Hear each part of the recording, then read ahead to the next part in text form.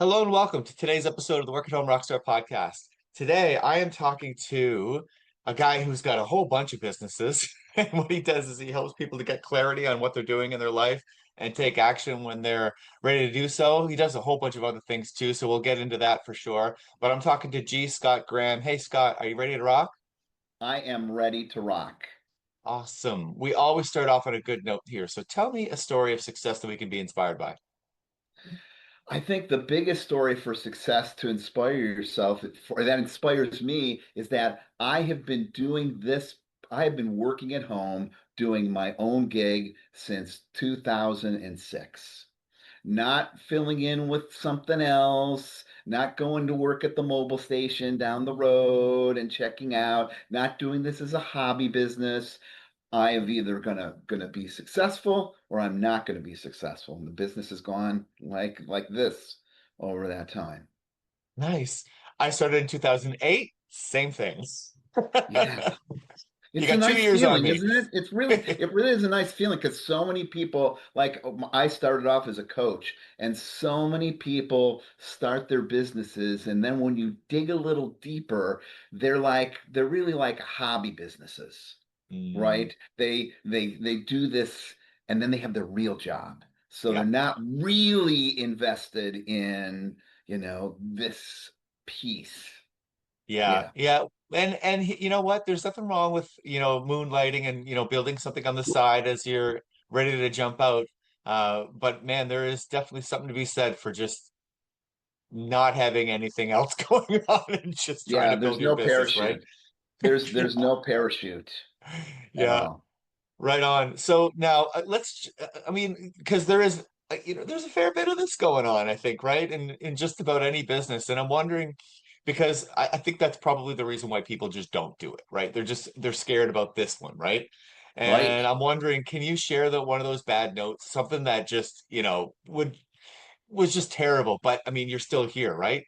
I'm still here now. So here's I and my spouse, Brian, who's now passed away.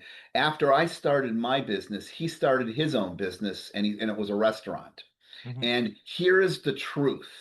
I'm going to tell you people that are listening, here is the truth, and you're not going to like it.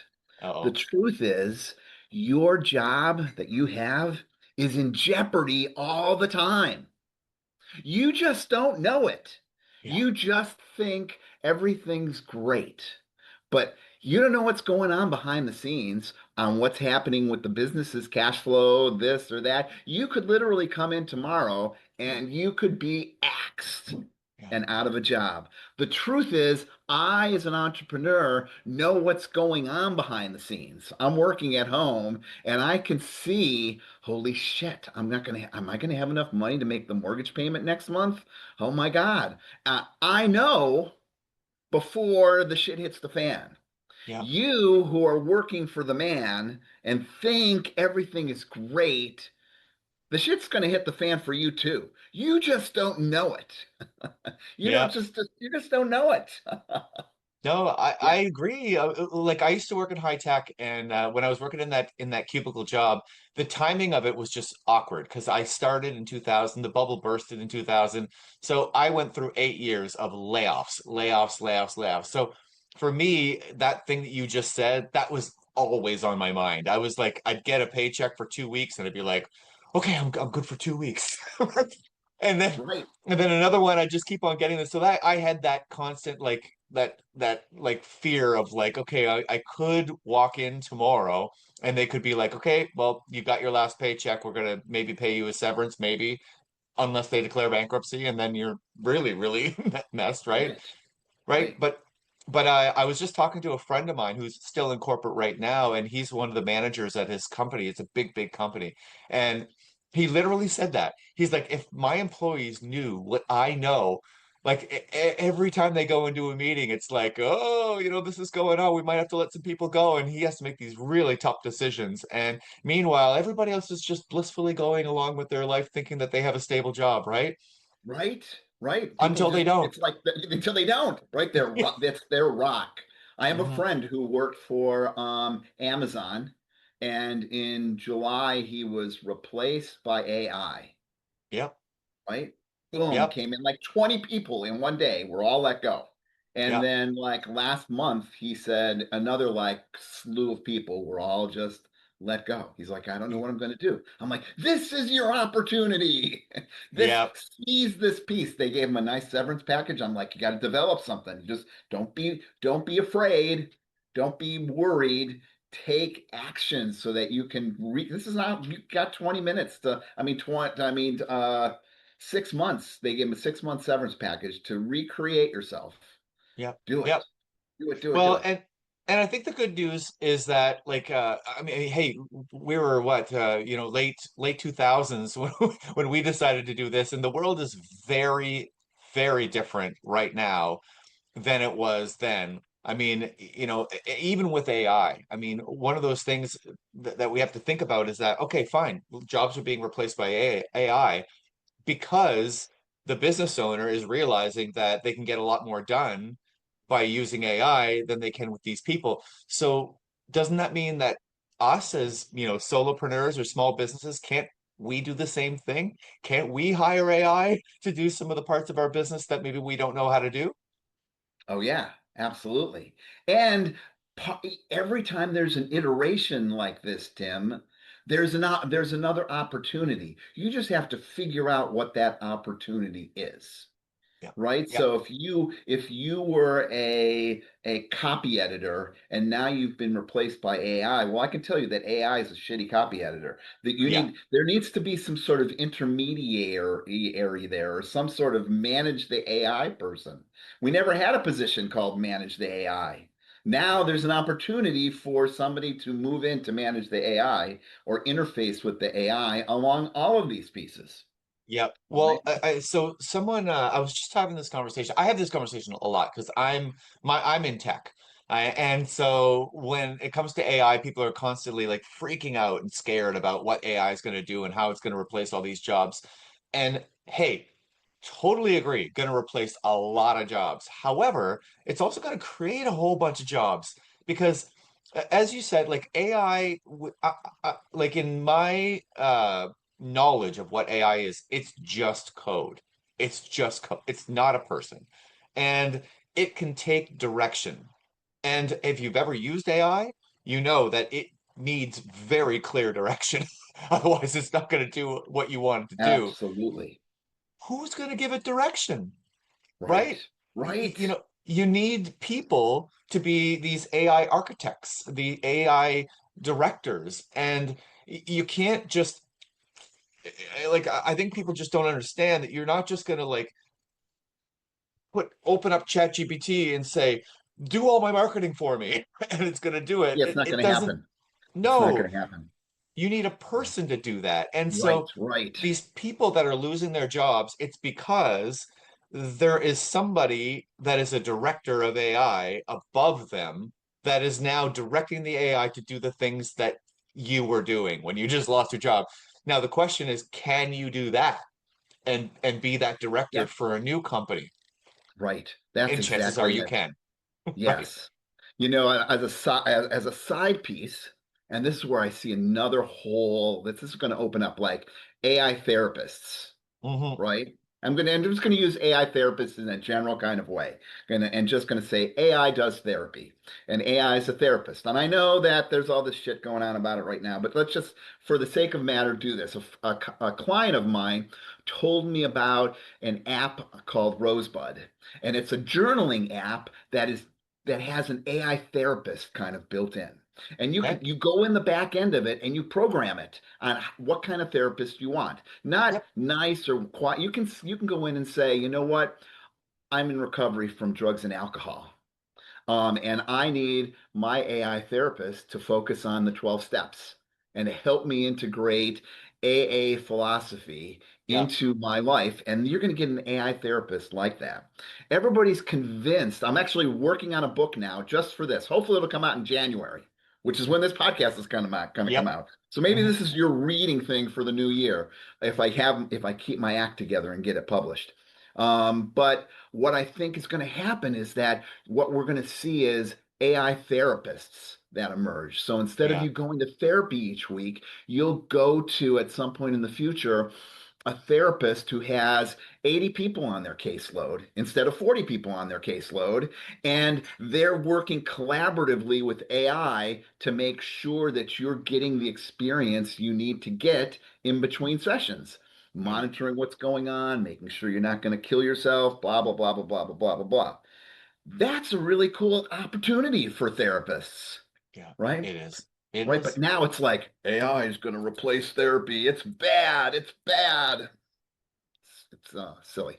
We've had, I mean, in every iteration of technology, it replaces some jobs. That's the way it works. We get Right? more efficient, we create this technology. So it's just the next iteration, and it is going to happen whether we like it or not.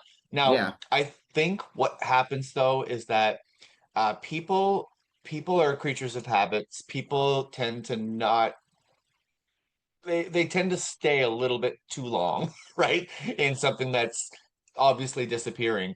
And I mean, I mean, we've up here in Canada, we have, even our postal unions are freaking out because of whatever. And it's just the world changes. And sometimes we have to let go quicker of something that's going to disappear and move on to something that is emerging, right? Right. So I Right. think the harm is going to be in people going, oh, AI is going to, replace jobs, so I don't want anything to do with it. That's probably the wrong thing to do. That's like saying, the internet is going to remove jobs, so I'm just not going to go online, right? And where would that Exactly. leave you right now, right? Right. Right. It's like, and this is really important for people who are working at home. You Mhm, have to be aware of the iteration that's happening. And mhm. you can't be stuck in your habit and be Yeah, like, "Oh, I'm doing this," and when the world wants that, yeah, right? If if all you play as a musician is country music and the world doesn't want that anymore, you know what? You have two options: be poor and continue to play country music, or learn some other genre that the world wants to listen to and yep, insert your personality into that. yep, you Um, bet. I am one of I don't know if this is going to happen. I really don't know. Be fun if it happened, because my background is a drug and alcohol counselor, right? Okay. And so we have this wave that's coming across the United States, um, of psychedelic therapy and Hmm. psychedelic coaching. Started in Oregon, which is where all these like weird things start, and it's spreading to the east. And interestingly enough, our little crazy Maha person that's head of the Department of Health and Human Screwasis, he loves psychedelic therapy. I mean, he's Hmm. got so many crazy things, but he loves. So we may, under this administration, find psychedelic therapies spilling out more around the United States. I don't know if it's going to happen, but I've already positioned myself as a psychedelic therapy coach. So if that wave comes, I'm riding it. I don't have to sit down and say, oh, yes, now I'm this. I have written 5 books already on psychedelic therapy. So when it Wow. comes, I can be like, I'm the expert. I'm not sitting down and saying, oh, I have to react to this. Now what am I going to do? You should hire me. I'm an expert. No, I'll be like, you know what? 3 years ago, I wrote a book on that. Who Yeah. are you going to Yep. hire? Right? Yep. That's awesome. So you're keeping an eye on what's coming down the pipe. Yeah, we got to keep our eye on the pulse Mhm. if we're working at home. You just have to. Yep, Yeah. I agree. Yeah, and I mean, I guess like especially now, it's so much easier to connect with other people that are in similar spaces and to get that education. Like I mean, I think the main issue now is that it's not that we have a lack of knowledge. It's not that we don't know what to do. It's that we have a problem maybe with too much knowledge and implementing it properly, right? Right. Absolutely. Right. I throw that out to folks all the time who come to me for coaching. I'm like, it's not, the problem isn't that you don't know what to do. That everybody freaking knows what to do to lose weight, Yeah. right? That's not the problem. Oh, we don't need to know I need a new diet. It is following through and being accountable and being motivated and taking action and going out running when it's raining outside and um, and eating not eating the donuts when you want to eat the donuts, all those pieces, it's self-discipline. And interestingly enough, that whole thing of following through is the same thing that separates a successful person at home from an unsuccessful person at home, the Yeah. discipline piece. Yeah, the discipline piece is huge. Now, I mean, not to get too much into the health and weight. However, our systems are set up with a lot of junk. Pretty much everything you buy at the grocery store is junk. So, Absolutely. I mean, it is a lot tougher. I know my wife and I, we've actually lost a fair bit of weight, and it was by taking out as much processed food as possible. And I'll tell you, that is easy and hard at the same time. Just not eating processed stuff. I mean, you go shop at the farm, and your likelihood of getting processed stuff is less. However, anything that you eat at the grocery store, I look at the labels. There's always something in there. It's Yeah. nuts how bad the food supply is, and it just is what it is. And I think that having the discipline to just not eat that stuff is very difficult, especially considering everybody around you is also eating it and it tastes better, right? Yeah. Uh, so it's one of those things where I think that that's a really difficult and also uh, good way to build that discipline. Once you build it in one area, then it tends to spread into other areas too. So if you just pick something that you can be disciplined about, then chances are it'll spill into other areas of your life, right? Absolutely. And you hit on a great piece where you just said, there's the people around us are also struggling with that. You got to switch the people that are around you. You have to, if you joined a running club or a yoga club or something like that with those folks are probably less likely to be eating processed food. You're right. Right? And if you switch that piece, that's going to be a big thing that's going to help you in that direction of losing weight. When I Yep. worked in substance abuse, we would say to clients that came in and say, we would say, getting sober is pretty simple and easy. You just have to change your whole life. Right. Yeah. It's really daunting, right? You got to change your friends. You can't go to bars anymore. You have nothing else to do that you used to do. You got to change everything. Um, and it's really daunting. That's why so many people struggle to stay sober. Yeah.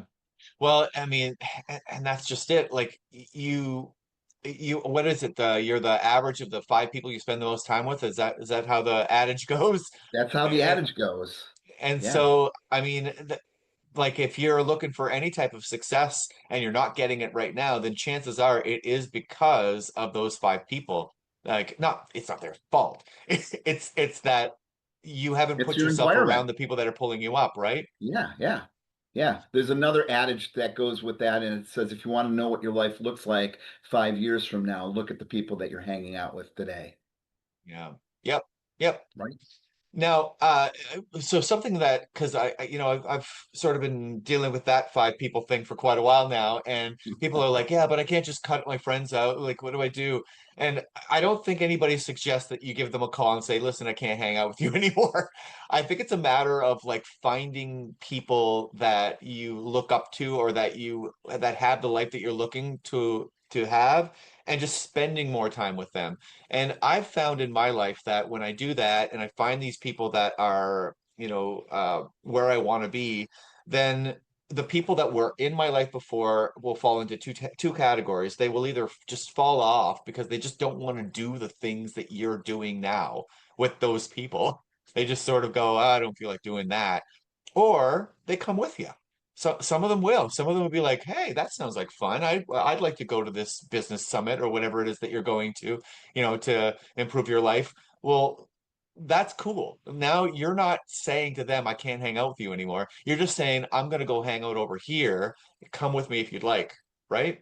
Right, right. That you're talking about is the core concept to this thing called the mastermind group that floats out there that coaches talk about. You see people saying, "Come and join our mastermind group," but if you're listening to this podcast and you're trying to do this at home, you can easily start your own mastermind group. That's what I did 4 or 5 years ago. I got sick of trying to find support. And I was like, I'm not going to join some coach and join their mastermind Yeah. group and pay them $100 a week or whatever to be able to do this because I know what I'm doing. And so I was like, I'm going to find some other people that are aligned with me and go with there. And I looked and I looked and I looked and I looked and I looked and I found one person, Bernie.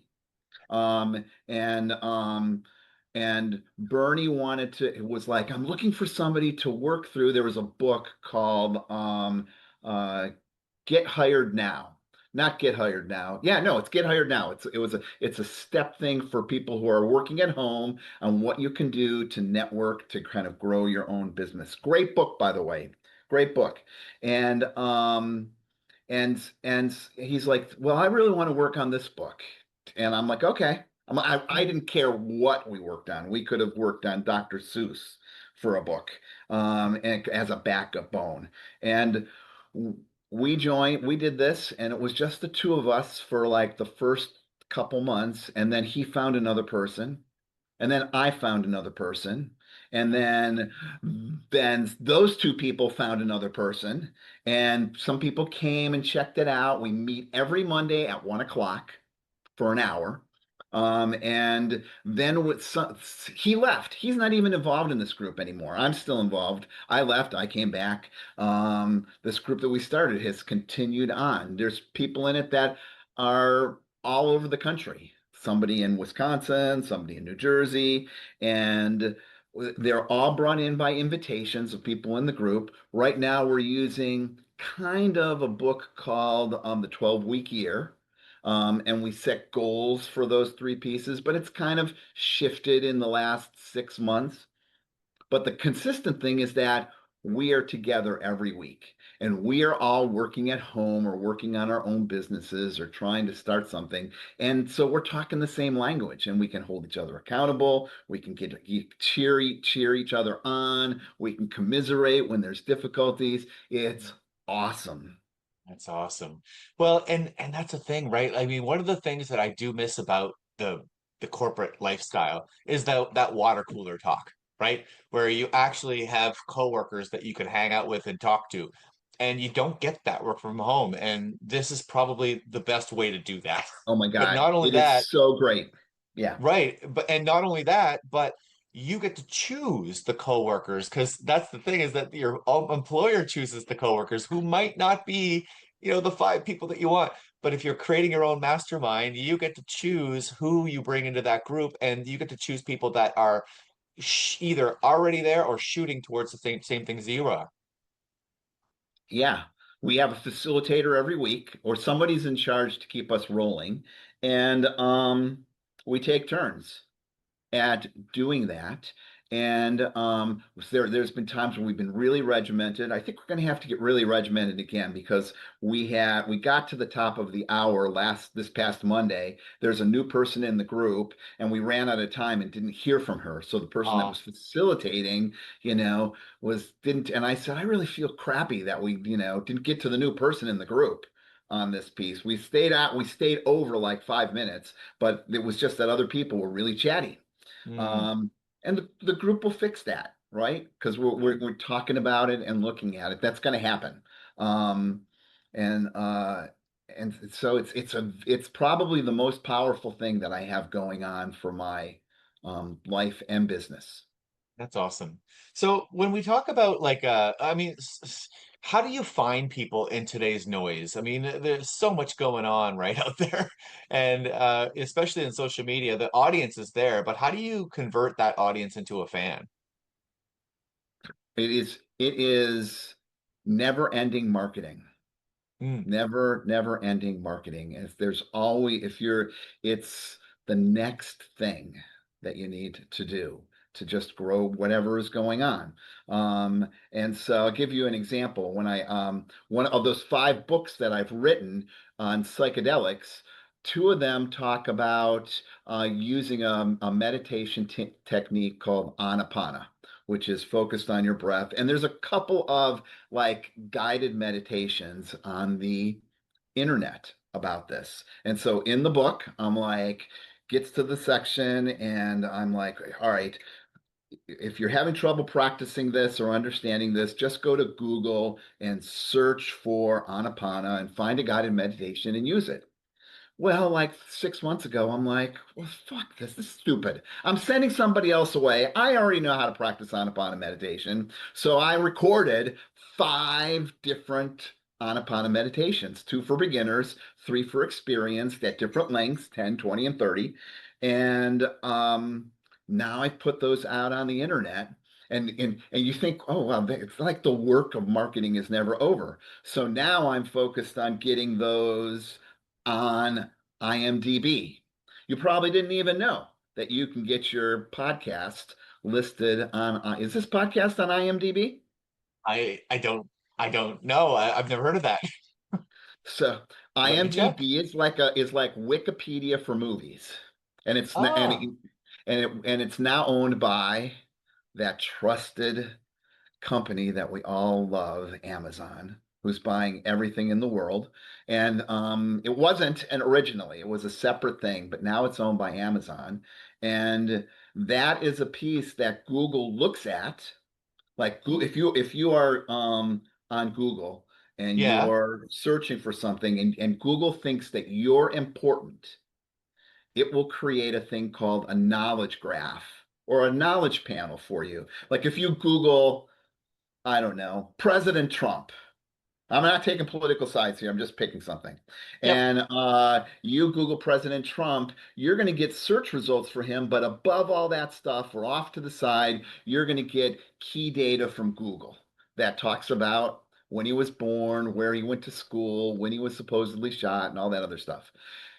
Same, that's Google thinks he's important, so it's serving that information up. If you're trying to get fans, you want a knowledge panel. So if you Google G. Scott Graham, a knowledge panel should come up that lists my books, has pictures, has all kinds of shit about me. And one of the things that Google looks at is Wikipedia, Crunchbase is another big one, and IMDb. They're considered, valid verification that you're the real deal and that you're supposedly important. My Um, God. Okay, so I checked a couple things. First, I checked your G. Scott Graham. That's really cool. I know exactly what you mean by that knowledge panel now. I was trying to figure out what that means. It's yeah, it's just well, someone else can Google it and you can see what that means. But then I looked into IMDb and it's weird. There's one of my episodes that's on there. So I'm wondering, like this guy, he was on my show. It's Leonard Shiner, I mean, and he was on the podcast sometime earlier this year. I wonder how it just found that one episode. Maybe he put it up he there? he might have done something to put it up there because he's pushing that piece. That's actually how I got listed initially on IMDb. There was some psychedelic show called Late Night America with Ryan something or other, and his was listed on there, and I'm like, I wonder if I put myself as a guest, if that would create a knowledge panel. This is like the home marketing stuff that you're having to figure out because you don't have a marketing department. And boom, it created an IMDb profile for me, and then I've grown it from there. And then after I did this Anapana stuff, I thought, I wonder if I could create a page for this Anapana podcast, and IMDb would look at it, and it's on YouTube. So I think one of the things that it looks for as a validity piece is like YouTube or Spotify or Yeah. both of those to say that you're a Which I real have all thing. that. Yeah. Yeah. Okay. So once you get that on there, then you go in a little bit each day and add a summary and do this, and then you can get your own information on there. And next thing, here is Tim, the Wonder God, and here's his sites, and here's it. And then Google looks at that and is like, wow, this link for Tim is on IMDb. I love Ooh, that. must be Well, really important. yeah. Boom. It pushes you up in everything. Okay, well, I'm gonna definitely do that. That's awesome. Right on. So, okay, so now let's talk a little bit about the cash flow side of it, because as you mentioned, like we do this quite a bit, Oh right? yeah. Too, Oh yeah. right? And I think that stresses a lot of people out. Is it something that stresses you out too, or is it just something that you roll with? It only stresses me out all the time. Okay. So how do you deal with it then? Uh, Part of it is just not feeding it. Like whenever we have problems, like problems are going to come up for people. I talk about Yeah, this in coaching, right? yeah, You're People are going to die, you're going to get sick, you're going to be worried, things are going to come up. You can either accept it, and that's just the reality of what it is, or you can fuel it. You don't want hmm to fuel it, right? Think of somebody who they're going down the highway and they cut you off and they give you the finger. yep, Now, there's some people that are like, that person gave me the finger. And that's it. That's that. They're like, they might chase them down on the highway, give them the finger back. I don't know. But after that event is over, it's over for them. yeah, Now, there are other people who are bitching and moaning about that person 10 days later. Can yeah, you believe what happened the other day? This guy in this red car was going down the highway and gave me the finger. What an yeah, asshole. Blah, blah, blah, blah, blah, blah, blah, blah, blah, blah. Like that person just wanted to give you the finger once and make you feel shitty once. And you have felt shitty for 10 days. You've been like, let's be a partner on this thing and I'll join you and I'll feel crappy about it. Well, the same thing is true as you're thinking about the cash flow of your business, right? We yeah, were talking earlier that you know the secrets that if you worked for the man, they would never tell you. yeah, You just yeah, know. yeah, And that's really, and so you got to have some equanimity about that, yeah. right? Um, and there's a phrase. Oh, where it is? Hold on. I have this. This is my most favorite phrase in the whole world. It's been up here for so long that this thing is done. It says, let me get it right there. And that's a Buddhist term. It is yata bhuta. And that phrase translates to as it is, Yeah. not Yeah. as you would like it to be, as it is. Yeah. Um, and if we could only master that, boy, things would be so much easier. Yeah. Yeah, I think there's a lot of faith in just about anybody who's in entrepreneurship because like I mean with this going on, I know for me it's been one of those things where rather than like you say panicking about that, uh-oh, what I just lost a big client, what am I going to do, right? And then you end up stuck in that. The other side of it is that, you know what? I mean, if you put the work out there, if you do the work to, get out there and start to contact people, you're gonna end up getting a yes eventually, right? And it's one of those things where if you've been in business for a while, like if you're just getting started, well then you've got nothing to go on. But if you've been in business for a year, and I know that for me in my journey, I don't know if it was the same for you, uh, but right off the bat, I mean, I wouldn't have done it if I didn't get some business right away. It was just one of those things where you reach out to your network, and all of a sudden you've got a little bit of business coming in because some people trust you, and next thing you know, you've got something going on. And then it's like you run out of people that that are in your main network, right? And it's like, Right, uh-oh, right. now what? So then it kind of goes down. That's your first real drop. Is after you've already talked to the people that you currently know and that trust you, and now you've got to get out there and do something else. But the thing is that when you talk to the people that you knew, not everybody signed up with you, right? There was a ratio. Right. There Yeah, was absolutely. that ratio tends to work all the time, right? I mean, and you can only get, I suppose you could get worse at it, but hopefully you'll get better at it at improving that ratio. And I think that that was the first bit of faith that I had was that I have a ratio. I have to talk to this many people in order for someone to say yes. So I just need to go out there and talk to that many people again to get another yes. And that's where I think a lot of the faith comes in is that that ratio exists. It's always going to be there. I'm stressed out, but I just need to go out there and talk to another number of those people in order to get another yes. Is that how it worked for you? That is absolutely true. And I think that's absolutely true in everything.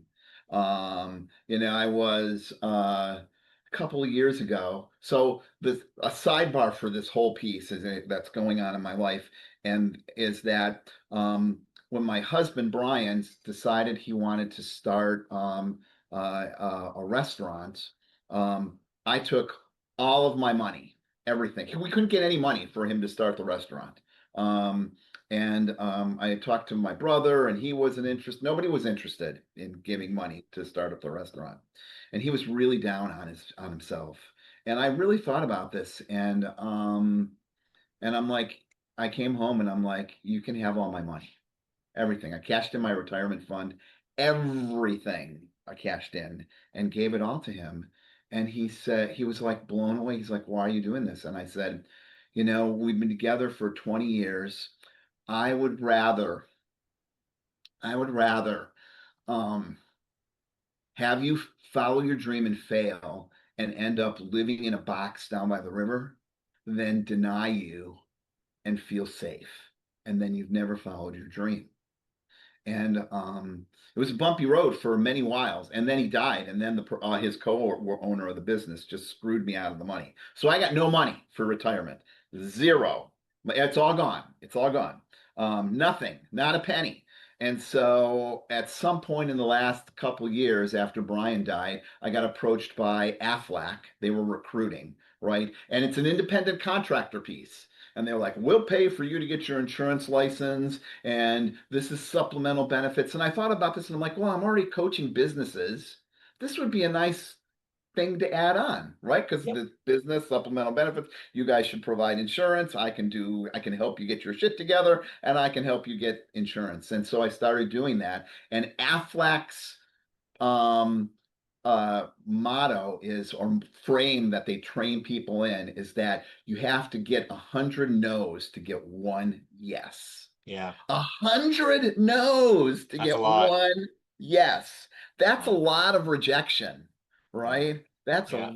and they're like cold call. Cold call. It's like horrible cold call. Hey, I'm calling to talk to you about benefit. Hello? Hello? Right? Yeah. Um, so I joined BNI as part Yeah. of this. BNI, for those who are listening to this and are not familiar working, it's a networking group that one person from each profession can join. So there can only be one realtor, there can only be one payroll person, there can only be one chiropractor in each group, and everybody focuses on helping grow each other's business. Another kind of mastermindy thing to do. Yep. And It so I is. knew right away, I'm like, I am not making a fucking 100 phone calls and I'm joining BNI. And there's a person in BNI, her name's Cindy. And I knew her before because I was in it as a coach, and then I left because it was not working out as a coach because it's a high ticket item. And I'm like, I bet I could join, and this person's in payroll. She's meeting with the people I want to meet with. And so she has become my work wife. I stop Yeah. and see her every Friday. I'm part of BNI. We talk all the time. We have become so close that I actually rewrote my advanced directive. If you don't have an advanced directive, you should have an advanced directive. I rewrote my advanced directive and I listed her as one of the people that are in charge of pulling the plug if I am a vegetable. Wow. And yeah, it's been so I don't know how we got onto that piece, but you got to make a boatload of calls or figure out a way to get your referrals some other way. BNI has been tremendous for me Yeah. because of Cindy, and we're in this. We see that's been the connection that has happened because of that. Yeah. I was actually part of BNI. That was my initial funny story is that after my friends list dried up, that was actually my next step is I joined BNI and that actually started to introduce me to more people and you get a referral network through that. It's very, very good. That any type of like networking group is super useful, I think, for sure. Yeah. Absolutely. So it's time for your guest solo. So tell me what's exciting in your business. What is exciting in my business? I think I've already talked about this piece about psychedelic therapy. So I'm pumping out books like crazy. And so I've really learned one of the things that happens as an entrepreneur is that you hear these like myths. So there was this myth that I bought into that you were supposed to write um, an hour a day to get a Mm, book. And I'm a musician also. When I was in and I play the piano, and there was this like in this thing where you practice an hour a day, right? yep. And that's going to help make you better, blah blah blah blah blah. I'm sucked at it. I'm like I absolutely it was real. I was so ridden with I'm a failure. It was not a good piece. What I discovered was that the way that I need to write is not an hour a day. I need to write when the passion strikes Yep. and then write like a bastard and just go and go and go and go and drink beer and eat Oreos and just be up all night and go and go and go and go and go and go and go. And then since I adopted that reality, what we were talking about yata buta, as it Yep. is. So instead of trying to change that, I embrace that. And I'm like doing books and books and books and books because the passions, and then when the passion fizzles out, set the book aside and wait for it to come back. Wow.